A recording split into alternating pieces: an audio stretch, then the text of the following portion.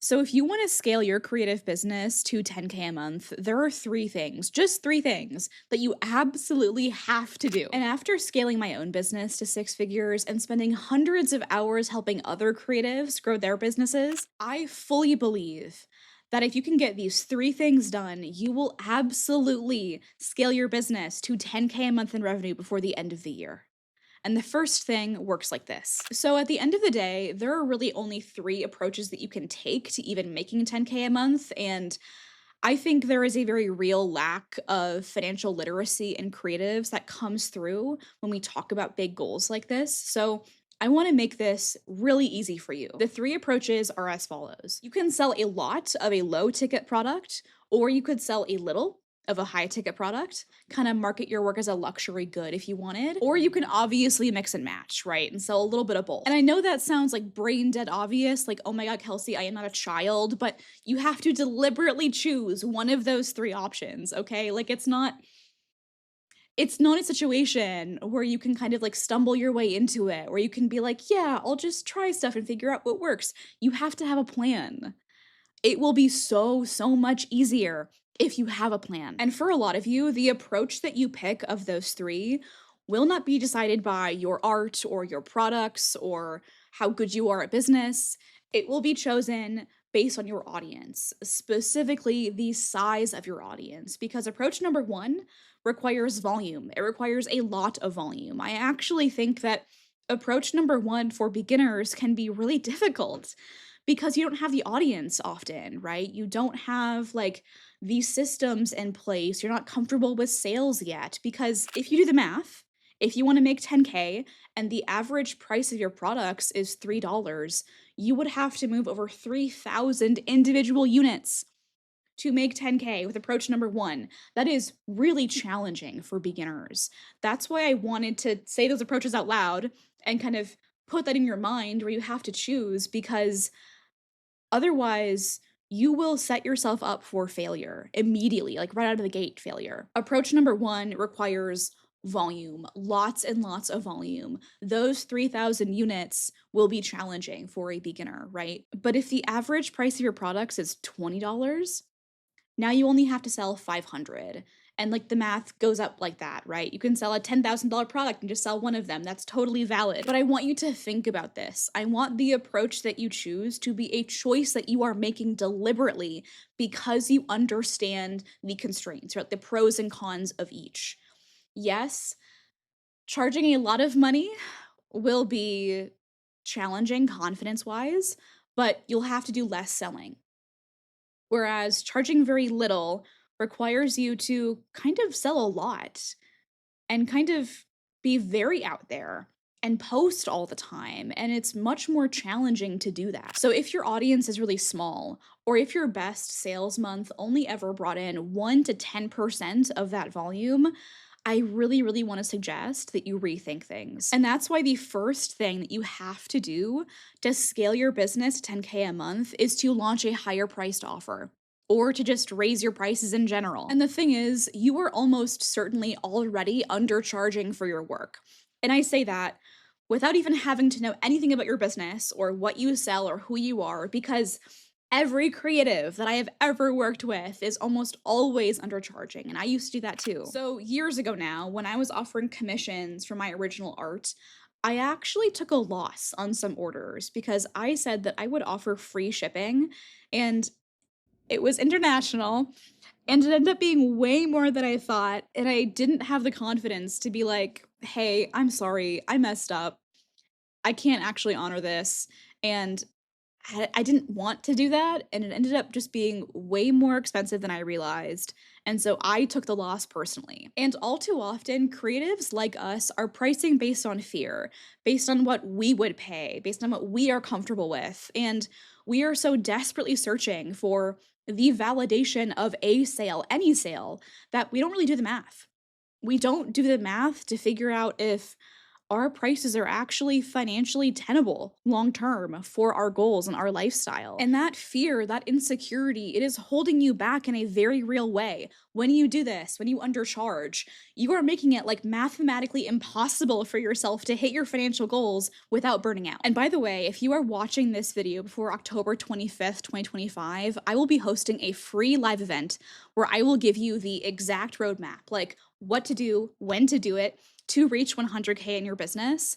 And it'll be a really good time. Again, it's totally free. I'll put the QR code somewhere on screen, the link in the description. I hope to see you there. So let's look at that math again, because I really want to hammer this home for you. So for simplicity's sake, I'm assuming that your revenue is entirely product sales. Nothing else is coming in. So if your higher priced product is 50 bucks, you would need 200 sales to hit 10K. That is 200 people saying, yes, here is my money, thank you, please. That probably means in practice that you would need about 20,000 people.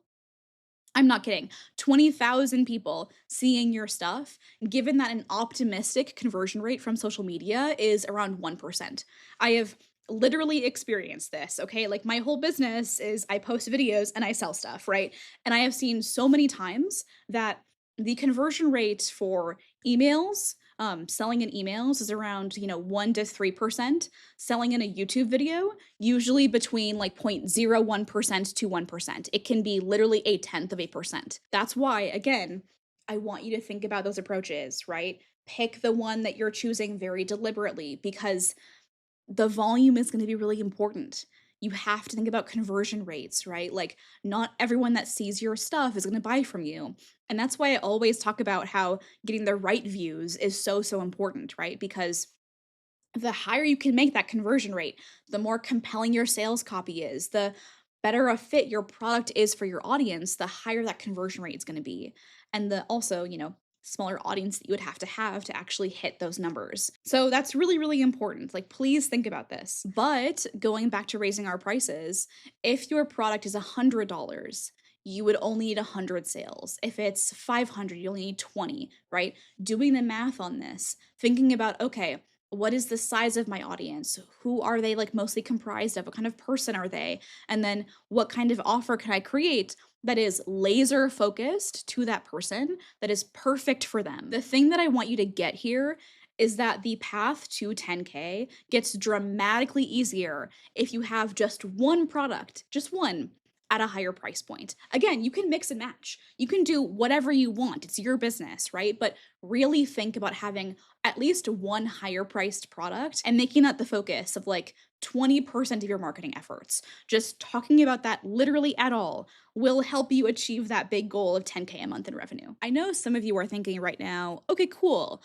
I will create this higher priced product and put it out there, and that will, give me the results that I want. And that's not going to work. That is really actually not going to work at all, because this insecurity that you feel, this deep seated lack of confidence that you have around sales, around promoting yourself, it is self sabotage.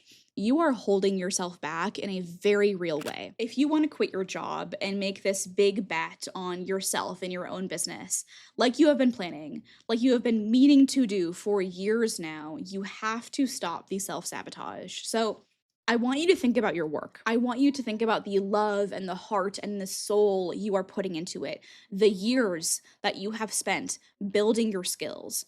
I want you to remember every single nice comment you have ever received, every positive interaction, every time someone has ever said that your work impacted them.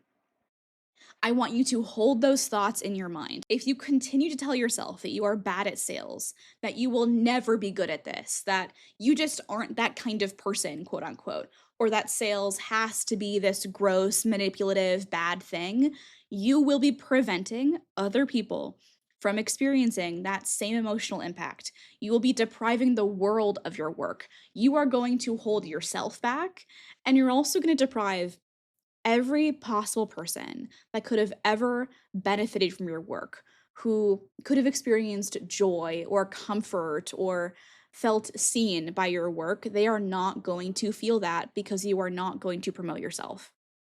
You are not going to create content like you could. You are not going to show up and tell stories in the way that you could about your work. And that is going to hold you back because being comfortable with sales is how you make money.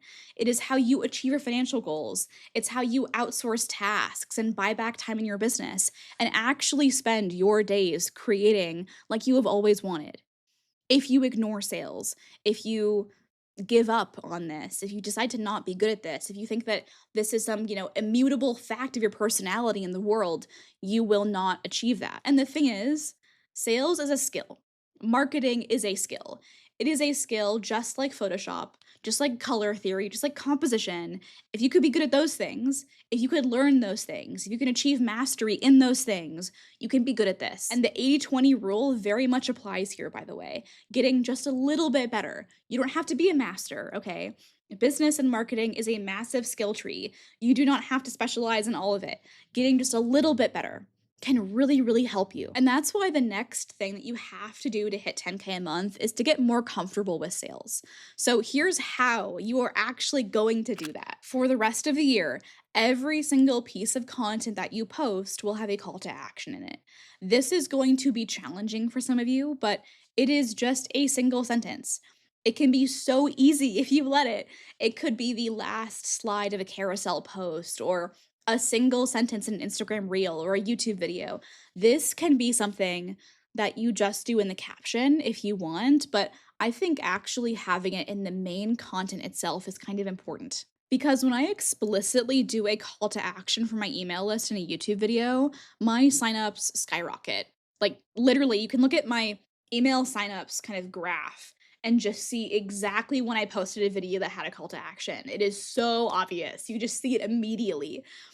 I will easily get, anywhere between 2 to 5 times, even 10 times more signups than I would in a regular day. It is dramatic. And the more tailored you make this sales pitch, this call to action to your audience, the better your results are going to be. And before you give up because you're like, okay, I have never done this before, how do I write a good call to action? I am going to walk you through it, okay? Again, it does not have to be a scary thing. This is fun and easy. We are literally going to make it into a game. If you have ever played Mad Libs as a kid, that kind of fill in the blank game, you're gonna love this. It's gonna be so easy for you. So, a starting point for a good call to action looks something like this. If you've been blank and you want blank, then you should blank, okay? Super simple, right? Oh my God. Look at how easy I have made this for you. You don't have to be like sad and insecure and kind of all up in your head about it. Sales and marketing can be fun and exciting and authentic. It doesn't have to be this like gross, icky thing. I want you to long term think about ways that you can change your relationship to sales and those feelings around it. So, okay, again, our template is if you've been blank and you want blank, then you should blank. If you were writing and illustrating a children's book, that CTA might look something like this. If you've been enjoying seeing the behind the scenes of me getting this book out into the world and you want to pick it up for a kid in your own life, you should check out the pre-order link in my bio. Okay, notice how we made that really easy? Like, that was not scary or bad, or, it didn't leave you feeling kind of gross. This is what sales could be, guys. Like, I'm so serious. Let's do one more. If you make handmade soap, your CTA could be if you have been binging these ASMR soap making videos and you want to finally experience what they smell like in person, then you should join my email list to be the first to hear about new releases. And if you've been enjoying my educational videos on creative entrepreneurship, then you might get a lot out of my long-term mentorship program, and the link for that is in the description. I do this myself all the time, to be clear. You will see me like just give a sales pitch and I follow this exact format like I just did. Again, like I really want to hammer this home. It can be easy, right? It does not have to be super complicated. And if you keep practicing this skill, your sales will go up. Eventually, you will be so good at this that if you want to make more money for whatever reason, you can just post an extra reel or an extra email newsletter and make more because you'll know how to write a really good call to action. You will be able to make more money kind of on command. But I know that sounds kind of too good to be true, and there's a reason why it sounds too good to be true. It kind of is. There is one more step that you will need to make that kind of approach actually work for you, and it's to actually know what content converts, to actually know what you need to post to get sales. The call to action is not enough. The content is really, really important, right? Like that's like 90% of the entire thing. There is an easy way to track your numbers that I have personally used to add over 1,500 new people to my email list in the past month. It's crazy because all you have to do is just be observant. All you have to do is just pay attention. So every time you see a little spike in sales, I want you to write it down. And then I want you to ask yourself, okay, what happened right before that in your business? What did you post? Did you post a reel that got a lot of views? Did you send an email to your list? Did you share a behind the scenes story? Did you do a launch with a bunch of posts in a row? What kind of content did you post? Not just when, but also what was it? Like, what was the format? How many call to actions did you have? What were the call to actions? Because when you know this information, you have so much control and you will be able to really fine tune your content, your process, and make more money in the process. You will eventually be able to post less and make more because if you figure this out, if you collect all of this data and then start making choices informed by that data, you will be able to make sure that the content that you post actually performs. And then you're going to be creating with confidence. You're going to be creating knowing that yeah, reliably, I can figure out what to post to actually get results. And then there's so much less second guessing. There's so much less doubt and insecurity and like panic posting, even, right? It's liberating to know this stuff. And again, you will be able to post less because your posts will actually make you more money individually. They will convert better for you because you have tracked this data. And you don't need fancy tools for this. The Notes app on your phone is honestly going to work fine. You could, make some fancy spreadsheet, and I'm maybe working on a thing to help you with that. But just writing it down right now, that works. Like just being a little bit observant, having a record over time, that works totally fine. And when you combine the three things that we talked about, the higher priced offers, the better call to actions, and actually tracking what's working, reaching 10K won't feel like a pipe dream. It will feel inevitable. But there is one last problem that stops most creatives from ever hitting 10K a month, and it's that you're probably focusing on the wrong things. So that is exactly what I designed this free live event that I mentioned earlier to help you with. Again, it's totally free. You are going to walk away with a super clear, concrete roadmap for exactly what to focus on and when to focus on it. The link to register will be in the description, and while you're waiting, watch this video somewhere on the screen next, and I will see you there.